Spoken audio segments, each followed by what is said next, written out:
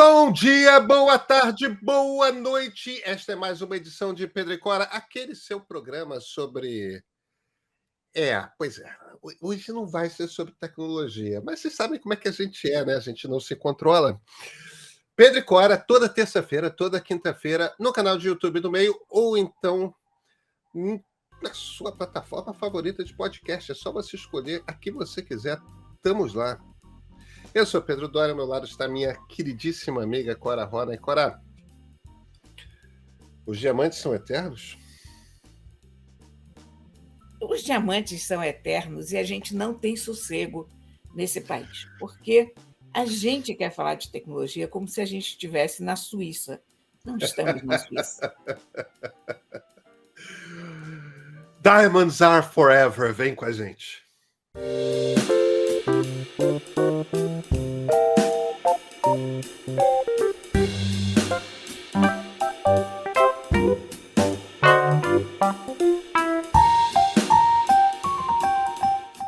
Cora Rony, eu nunca te vi de diamantes. Te conheço há tanto tempo, eu nunca te vi de diamantes. Por quê?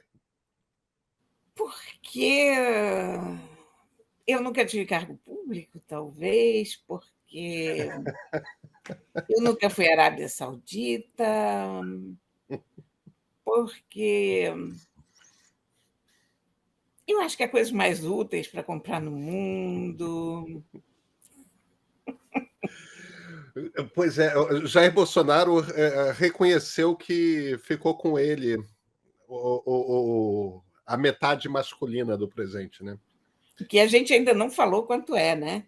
Esse Que, valor ainda não foi mencionado, mas exatamente, a parte feminina é 16 milhões de reais. Inclusive, uma das coisas que eu estava falando para o pessoal outro dia era o seguinte: tá, tudo bem, eu sei que 16 milhões de reais, o imposto é caro.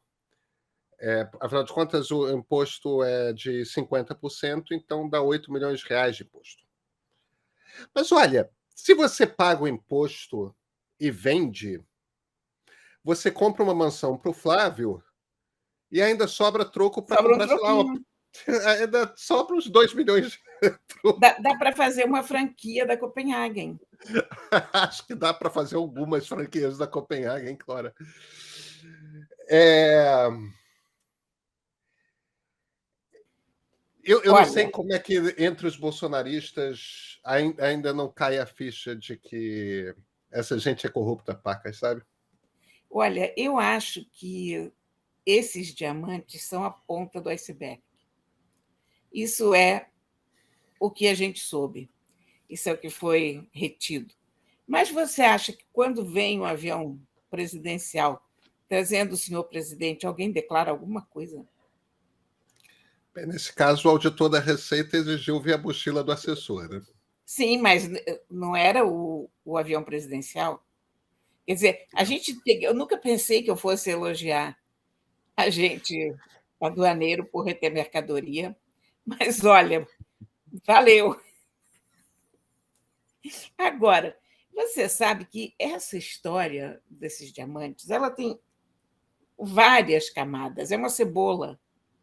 A mais óbvia é a questão da corrupção, mas é uma questão histórica que é muito antiga e que já devia ter sido superada, porque essa troca de presentes diplomática é uma tradição milenar. Encontraram vasos fenícios e, hititas no Egito e vice-versa, quer dizer, então hititas e egípcios já trocavam presentes. Agora, quando você passa para. Quando você tinha impérios, quando você tinha reinados, aquela figura do rei que se confundia com a figura do Estado, isso fazia algum sentido.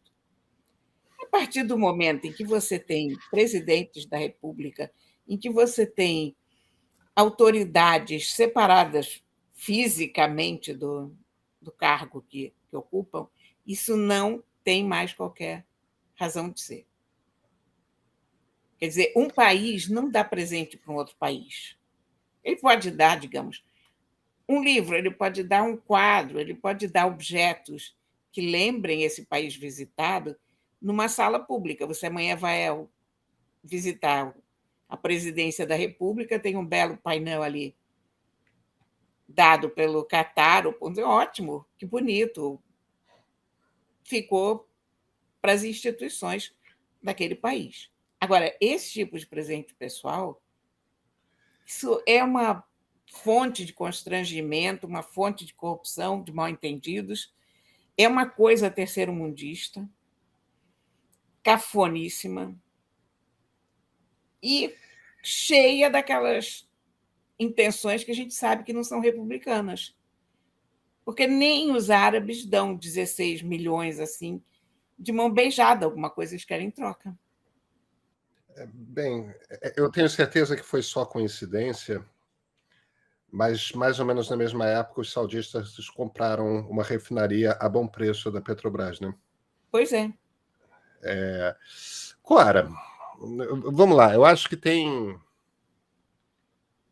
de certa forma você já falou, eu acho que tem alhos e bugalhos.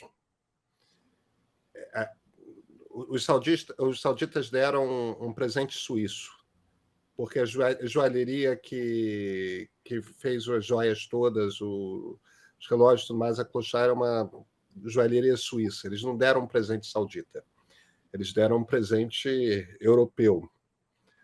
O que já é equivocado, né? O que já prova Pois a é, má eu acho que presentes que simbolizam o país, entendeu? Eu dou um exemplo. Toda posse presidencial a gente ouve que o Rolls Royce presidencial foi um presente da Rainha Elizabeth II, lá para os Juscelinos, se eu não me engano. Era uma coisa de Estado, era um momento que o Brasil estava começando a desenvolver uma indústria automobilística, existia uma disputa de que fábricas teriam incentivos, que fábricas estrangeiras teriam incentivos de se instalar no Brasil. A Volkswagen, se não me engano, foi a primeira a vir, tudo mais. Naquela circunstância ali, tudo mais, o governo britânico deu de presente para o governo brasileiro um Rolls Royce, que era uma mostra de como que, se não me engano, foi para o Juscelino. Mas um Rolls Royce foi durante muito tempo um símbolo da indústria britânica. É algo que simboliza de fato o país, e os britânicos são, por bons motivos, muito orgulhosos da sua indústria. A Revolução Industrial na Europa começou no Reino Unido, era Império Britânico na época, em Manchester e tudo mais. Quer dizer, você estava dando o exemplo de um painel. Eu acho que esses presentes fazem sentido porque são maneiras de você representar a amizade entre nações. Aí a gente tem um painel, a gente tem uma estátua, foi um nações se dão presente. estátuas. A Estátua da Liberdade foi um presente da França. O Cristo Redentor foi um presente da França. Pois é. Essas coisas, presentes de Estado, estão above board, né? Estão acima de discussão. Querem dar uma estátua? Ótimo. Um quadro, enfim. Tem uma série de coisas que são, obviamente, de função cerimonial. Agora, presentes de uso individual acima de uma quantia razoável são corrupção clara e óbvia. Mas, Se o cara Clara, quiser dar, sei lá, uma caneta, pode ser dar uma caneta cara, mas ok, isso é uma coisa pequena dentro do dia a dia de um cerimonial. Agora, esse tipo de coisa, joias de diamante, uma coisa bilionária, isso não existe na vida real. Você consegue imaginar a Arábia Saudita dando essas joias para a Angela Merkel? não. Partem. Não, eles dão para quem eles sabem que vai aceitar com gosto. Pois é. É de mau tom oferecer. Honestamente, eu acho que tão ruim quanto aceitar é oferecer. Clara, eu não estou discordando de você, não. É só que eu não acho, eu não interpreto, não me parece que esses diamantes foram dados como, como presente de Estado. Não, é evidente que não foram dados como presente de Estado. É porque o problema é o seguinte: é que, fora do presente de Estado, isso não pode existir. O que pode ser um presente pessoal é uma coisa pequena, estou te dizendo, é uma canetinha, um livro, né? um echarpe, uma coisa simbólica. Olha, um colar de diamantes não é simbólico nem aqui nem na China, nem na Arábia Saudita. Não, um colar de diamantes. E olha, naquela caixa está faltando uma pulseira. Você reparou que a caixa tem um buraco que está vazio? Não. Repare, você tem a caixa. Essa caixa, evidentemente, é feita sob medida para essas joias, porque você não chega ali no mercadinho da esquina e pede: eu quero uma caixa em que caiba um colar e um relógio e brinco. Não. Essa caixa tem gente lá na Chopar para fazer. Então, a caixa foi feita para aquele colar, os brincos aqui no canto, o relógio aqui. E aí, repare que tem um buraco que está vazio. O que entra num conjunto de colar, brinco, pulseira, né? Então, tem uma pulseira aí que está faltando, porque aquele espaço não estaria vazio. Você não dá um presente com espaço vazio dentro da caixa, né? Não. Não. Cadê a pulseira? Cora. Enfim.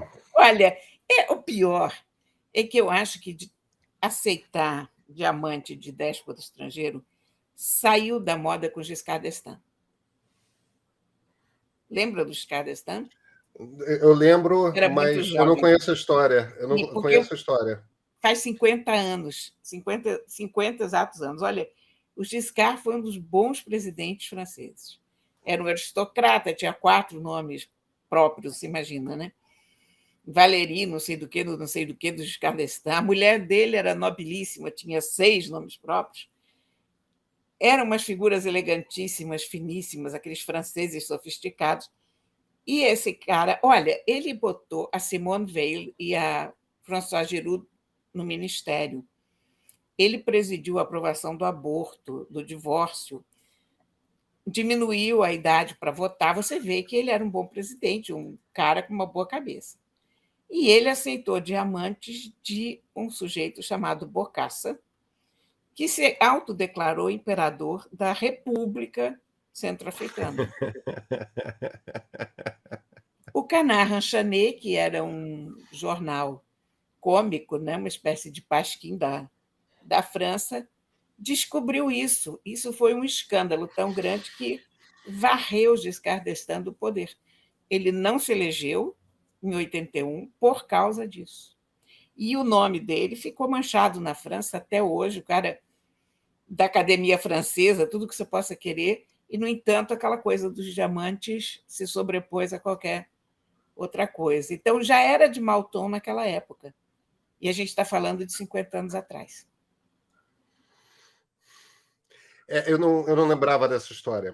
Eu não lembrava dessa história. Não a conhecia. E é um escândalo pronto para acontecer. Um ditador de uma republiqueta, uma monarquieta, seja lá como se chama, que seria o caso saudita, dá um presente desses para um presidente da República notoriamente corrupto como o Bolsonaro, porque tem uma característica aí desse tipo de corrupção, que é aquele cara que tem uma alta dose de deslumbre também, né, Cora? É um deslumbrado que... Entendeu? Aí tudo bem, é da família fazer o quê? O fato é que tudo indica que foi suborno, Cora. Que foi suborno. Lógico. Entendeu? Não deve ter sido só isso, deve ter tido outros dinheiros rolando, mas para amaciar, dar-se um presente para pessoal, para o presidente da República. Agora, a coisa que mais me interessa é que o sujeito que foi posto para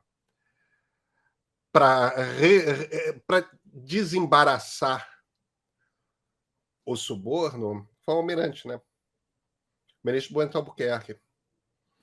Quer dizer, É é o um primeiro cara que almirante de recados da história brasileira, hein? eu tenho chamado ele de almirante dos diamantes. Eu acho que é um almirante de recados. Olha, Mas o ponto aqui que eu estou querendo fazer é como que essa corrupção bolsonarista é sempre embrenhada com militares. Os militares fazem o serviço sujo. Então foi o almirante que botou um assessor dele para. Foi o almirante que foi responsável por tentar desembaraçar. O que o ministro das Minas e Energia tem a ver com a alfândega? Nada. nada. Se ainda Tem fosse a ver ministro da Justiça. com as minas, né? Porque são diamantes. Bem, sim, e com petróleo, evidentemente, que é a coisa mais. Enfim, mas eu acho que tem umas coisas que são simpáticas, você vê. Em sendo diamantes, provavelmente vieram da África, deram uma passadinha na Europa, foram para a Ásia para terminar na América. É, Entende? São, se eles são uma, tivessem milhagem, hein? faltou só a Oceania e Antártica. Olha, eu acho deprimente, porque eu acho que isso mostra que o Brasil ainda não é nada na escala mundial de seriedade. Por que um governo pense que pode dar isso para o presidente brasileiro? O significado disso, a gente sabe. Está considerando uma república de bananas, entendeu? Eu não sei se eu concordo com você, não, tá? Eu duvido que o Mohammed bin Saud, que é o MBS, né, que é não é o rei da Arábia Saudita, ele é príncipe, mas ele é o príncipe Delfim e é quem manda, né? O tio dele, que é o rei de fato, tá muito velhinho e tal, já não manda mais. Eu não acredito que o Mohammed, o MBS, eu não consigo acreditar que o MBS daria isso para qualquer outro presidente brasileiro. Eu não acho que daria para Fernando Henrique, eu não acho que daria para o Lula, eu não acho que daria para Dilma. Eu acho Isso é que verdade. eu acho que entenderam quem Bolsonaro é. É, Ou o tem governo razão. Bolsonaro arranjou uma maneira de dar um recado, porque você vê. Você lembra que do relacionamento profundo que o Eduardo Bolsonaro tinha com o pessoal lá dos Emirados Árabes? Não lembro se era Doha, não lembro, enfim. Alguma daquelas ditadurazinhas árabes lá, petroleiras, o Eduardo Bolsonaro vivia lá, tinha uma baita de uma relação, tudo mais. Eu acho que e esses árabes são todos corruptores. Eles corrompem com eles têm uma quantidade abissal de dinheiro, aí tem a África, tem a América do Sul, tudo mais, onde eles querem ter negócio e eles sempre eles corrompem. O método, são ditaduras, né, Cora? Não são democracias em que você tem controles e tudo mais, são todos emirados. Tem sempre um rei, um emir, alguém que tem poder absoluto. São ditaduras absolutistas. São monarquias absolutistas.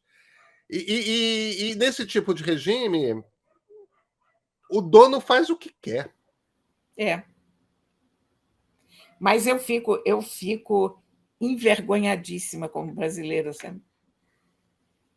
Numa situação dessas, porque é uma coisa de republiqueta, né? Eu não acho que esse tipo de presente seja comum no mundo da diplomacia mesmo. Eu acho que os presentes costumam ser presentes que representam a amizade dos países, de alguma forma. Às vezes, olha, às vezes dá muito errado. O outro presidente francês, o François Hollande, foi para o Mali, se eu não me engano, ganhou um camelo, um lindo filhote de camelo. E aí, eu Que não me lembro problema. se foi em Bamako ou Timbuktu, ele deixou o camelo em lar temporário com uma família local, porque ele não sabia muito bem o que fazer com o camelo, levar para a França. E aí esse camelo foi morto e cozinhado numa caldeirada, porque o pessoal que recebeu o camelo como animal temporário entendeu que aquilo era um presente para eles e comeram camelo. Isso foi um incidente diplomático e o pessoal do Mali quase morreu de vergonha e depois mandaram um camelo maior e melhor direto para a França. E eu não sei o que aconteceu com esse segundo camelo. Como é que você decorou essas histórias de presidentes franceses e seus presentes, hein? Olha, o caso do Giscard d'Estaing, eu, por acaso, acompanhei. Porque foi pouco depois. O Giscard d'Estaing esteve no Brasil e eu estava no grupo de imprensa que estava acompanhando Que aquela você cobria Itamaraty, né?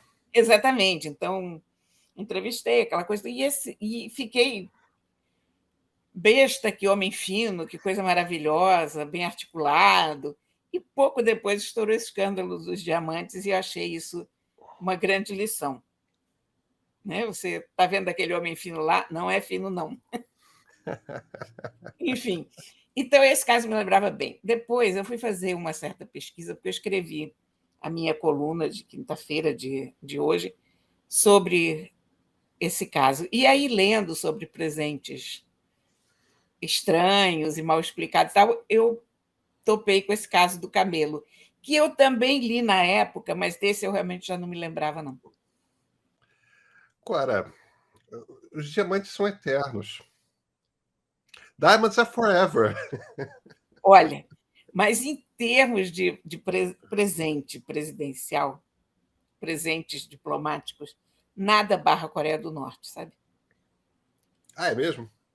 Na Coreia do Norte existe uma montanha chamada a Montanha Misteriosa e Perfumada. Perfumada é de fato, porque tem uma quantidade de árvores cheirosas e flores. Aliás, em termos de meio ambiente, a Coreia do Norte é um espetáculo, é o país mais preservado do mundo, porque eles não têm nenhuma indústria. Então, aquilo ali é realmente lindo. Você chega fica a 2 horas de Pyongyang. Você chega nessa montanha, tem um belo templo assim em frente à montanha. E esse belo templo é a entrada da Exibição Internacional da Amizade, que é um conjunto de umas 300 salas escavadas dentro da montanha. Ninguém sabe dizer o número certo de salas ou não te dizem, enfim. E lá estão todos os presentes que Kim Il-sung, Kim Jong-il e Kim Jong-un receberam ao longo do tempo.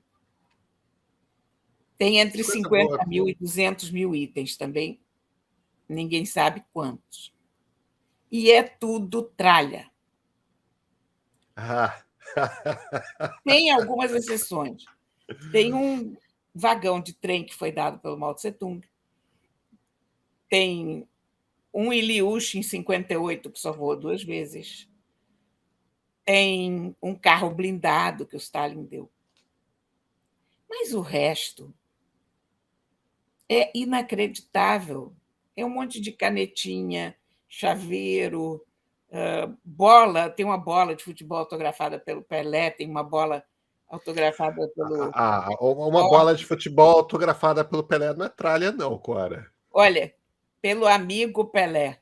Esse amigo não precisava estar lá, né? Havia outros presentes. Nem soubesse para quem era. Brasileiros, tinha uns artesanatozinhos absolutamente medonhos, mandados pelo PCB e pelo MR8, as coisas assim. É engraçado que a gente estava com um grupo de turistas, porque você não faz turismo sozinho, né? Então tinha uns holandeses e tinha uns ingleses. Olha, os ingleses foi um vexame, porque tinha tanto presente da Inglaterra. E uma coisa mais horrorosa que a outra, aqueles pratos de prata, jarros. Você não consegue imaginar quanta coisa horripilante. Os holandeses não tinham quase nada, ficaram se sentindo muito super. E nós, brasileiros, ganhamos, porque a gente tinha a bola do Pelé e artesanatozinhos toscos, mas that's all, folks.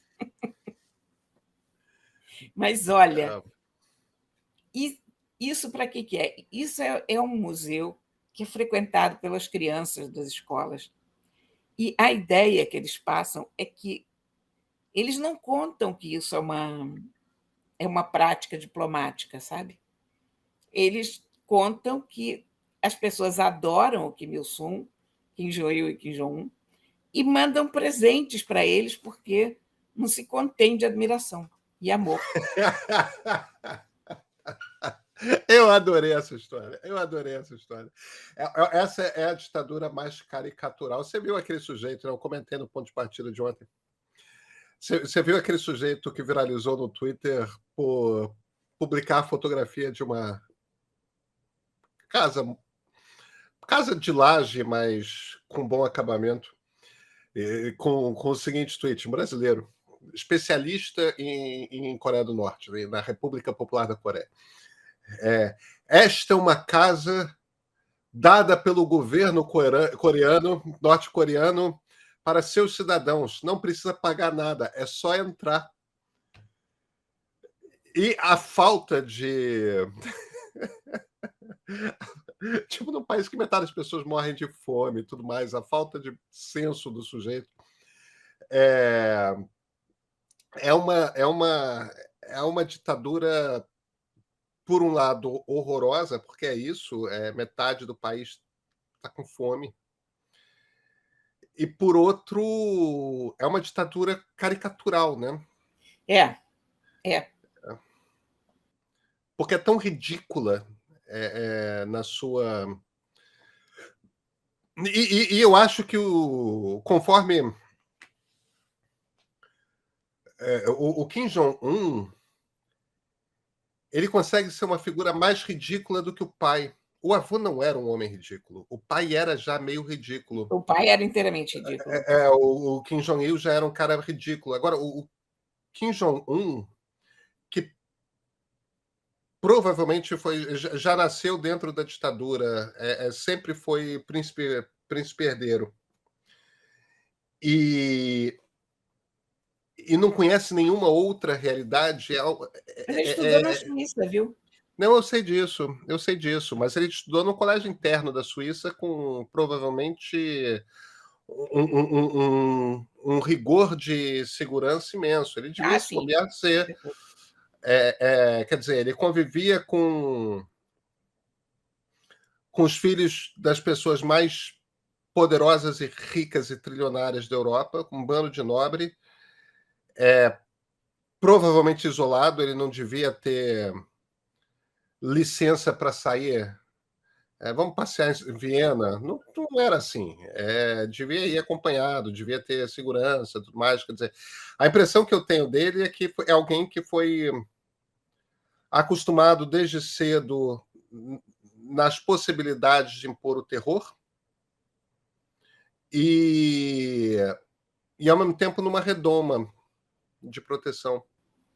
Eles estão, todo esse regime dele está encostado na parede, porque eles se criaram com um regime de força e eles não têm saída, eu acho, nesse momento, a não ser a força. Porque a hora que houver um relaxamento ali, eles são fuzilados, liquidados, porque o que deve ter de disputa interna naquele primeiro, segundo escalão lá da Coreia do Norte, uma repressão violenta. Você lembra que quando ele assumiu ali o comando, a primeira coisa que ele fez foi mandar matar o tio, né? Isso. E de uma forma horrorosa, né? Ele jogou o tio numa jaula de cachorros que o comeram. Há 500 lendas sobre o fim desse tio, né? Aparentemente ele foi fuzilado e depois entregue aos cães. Mas enfim, é esse tipo de poder que você tem lá, quer dizer, de ninguém saber onde é o palácio dele, Isso. E da Coreia do Norte inteira parar o trânsito. Também não tem muito trânsito, mas todos os carros que estão na rua têm que parar quando ele sai de um lugar para o outro. Você imagina que doideira. Pyongyang, eu imagino, você conhece, eu não conheço. Pyongyang, eu imagino, é uma cidade pequena. E é uma cidade na qual só a elite da elite da elite vive. Ainda assim, tipo, não é uma classe média. São as pessoas que têm dinheiro no país, né? São as pessoas que têm recursos no país e que o regime autoriza, não é isso? Não existem pessoas com recursos no país. Existem as pessoas do regime. Não, quando eu Agora, digo com recursos, eu não estou dizendo as pessoas que têm dinheiro, eu estou dizendo as pessoas que têm sim, sim. acesso, têm Sim, acesso a sim. coisas, Sim. entendeu? Pode ter um A celular, pode nomenclatura, né? ter. São, É, são os aparáticos todos, né? é, é, é. Olha, é a distopia mais distópica de todos os tempos. Eu hoje não sei se eu iria, sabe? Hoje, depois que o Otto Warmbier foi morto, meio que me caiu uma ficha assim, tipo, nossa, aquilo era perigoso de fato e tal.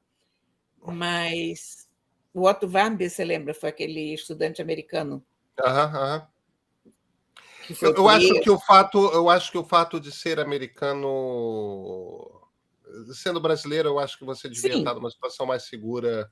E ele foi meio eu não li muito com muita atenção a história, mas ele meio que tentou dar umas forçadas de barra, visitar lugares. Não teve uma não, história foi. assim? Ele ficou no mesmo hotel que eu fiquei, e que é assim, o hotel onde ficam 90% dos visitantes estrangeiros em Pyongyang. E tem um andar ali naquele hotel, o quinto andar, que você não pode ir. Não tem o Ah, botão no elevador. A impressão que eu tenho é que lá fica a vigilância, né? deve Ficam, ser o. porque todos os quartos são vigiados, todo mundo é vigiado, enfim. E ele fez o que, aliás, um dos caras da nossa excursão fez também. E na hora da gente vir embora, a gente quase não conseguiu vir. Teve que subornar muita gente ali para o cara poder sair. Ele foi pela escada para esse quinto andar. E no quinto andar ele roubou um cartaz.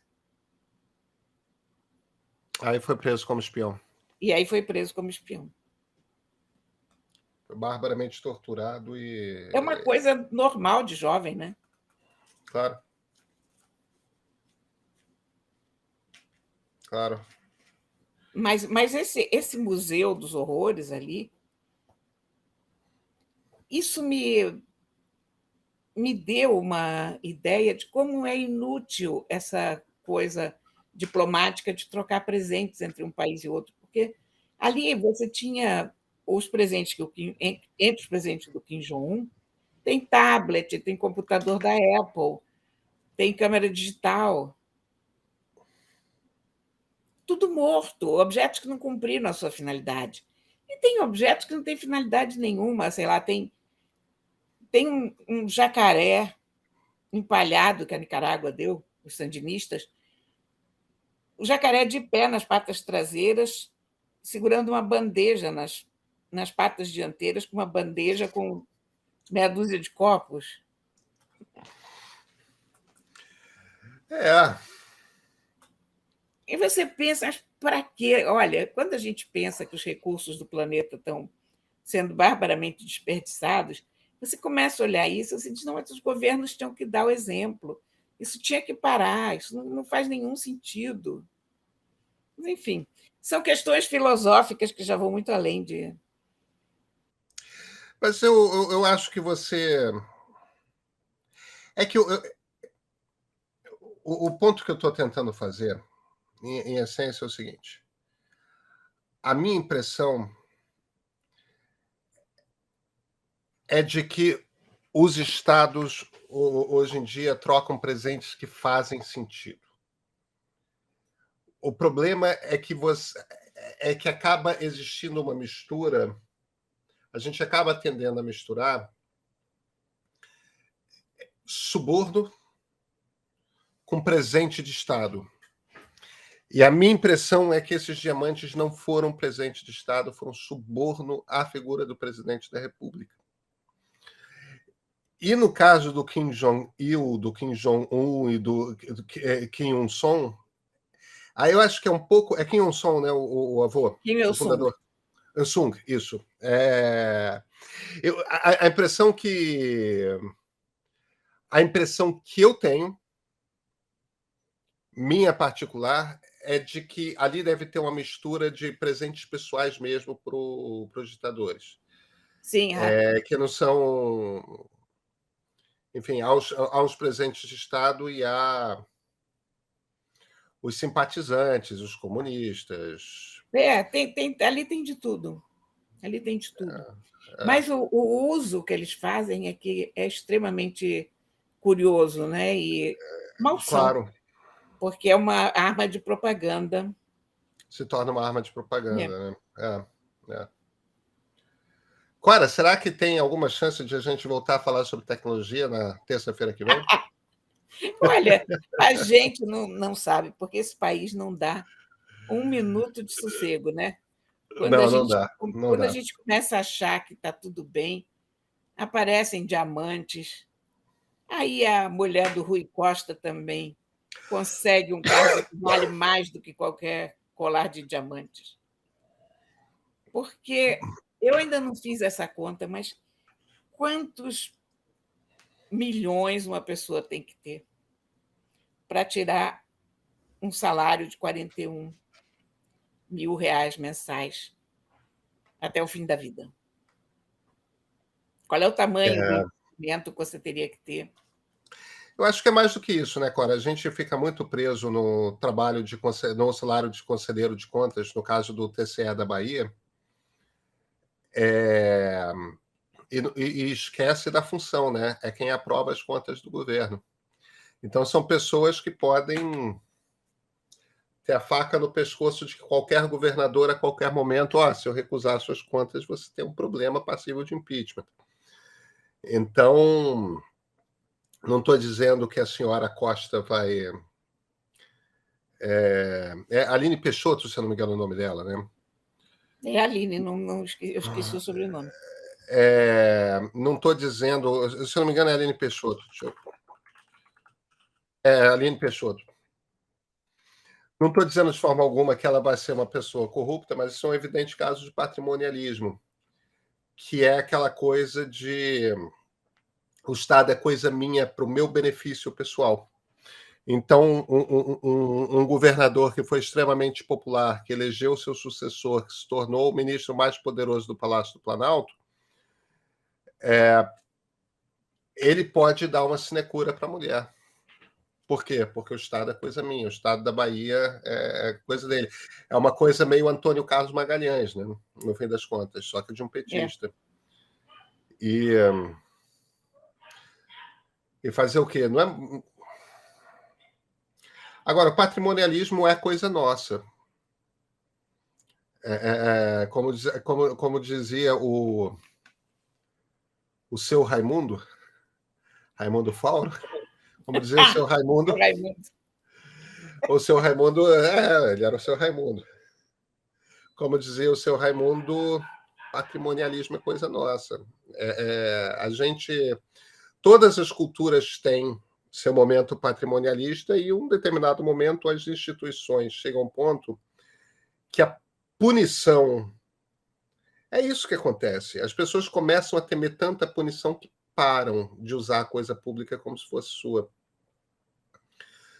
Mas as pessoas não têm muita noção.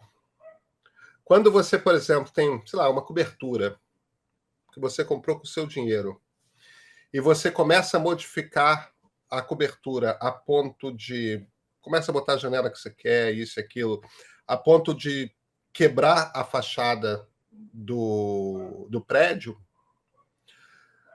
você perdeu a noção de que a cidade é de todos, que a aparência coerente do prédio e íntegra, seguindo uma determinada linha estética, compõe o conjunto da vista da cidade, e que você, de alguma forma, está sendo patrimonialista. Aí as pessoas olham para aquelas fotos de skyline, né? Aquela vista de cima, sei lá, de Nova York, com aquelas caixas d'águas redondas, tudo mais, ou então olham todas aquelas águas furtadas na linha do céu de Paris e falam: ah, que cidades bonitas, ah, que cidades isso, ah, que cidades aquilo.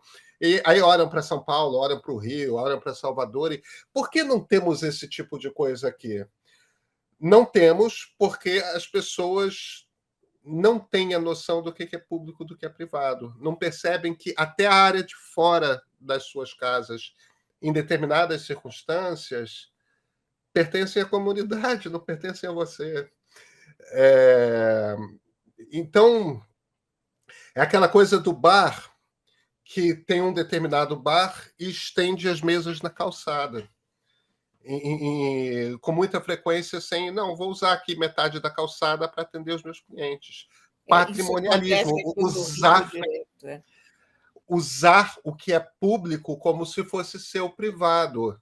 Ah, mas assim eu posso atender mais clientes. Você pode, a calçada é nossa, não pertence a você. A calçada pertence à sociedade. A gente não tem essa noção do público, a gente tem uma profunda dificuldade com essa noção do que é público. Aí o Rui Costa vai lá, eu não estou. Não é porque é desse governo, não. O patrimonialismo é coisa nossa, é da cultura brasileira. É um horror, Cora. É um horror. Mas é só porque o PT é do Brasil também. Entendeu? Ele está fazendo o que todos fazem. O PT em nada é diferente de todo o resto nisso. É uma pena, né? Pois é, Mas é o e que é. eu acho que enquanto essas coisas não se resolverem, a gente vai ficar dando volta e não vai ter o avanço que a gente precisa ter. É, Cultural, é. educacional, enfim, todas as áreas, não tem jeito. É isso mesmo. É uma pena. E a gente aqui querendo falar de tecnologia, de chat GPT, de telefones, bobagens. A gente se vê na terça, Cora? A gente se vê na terça. Até terça, então.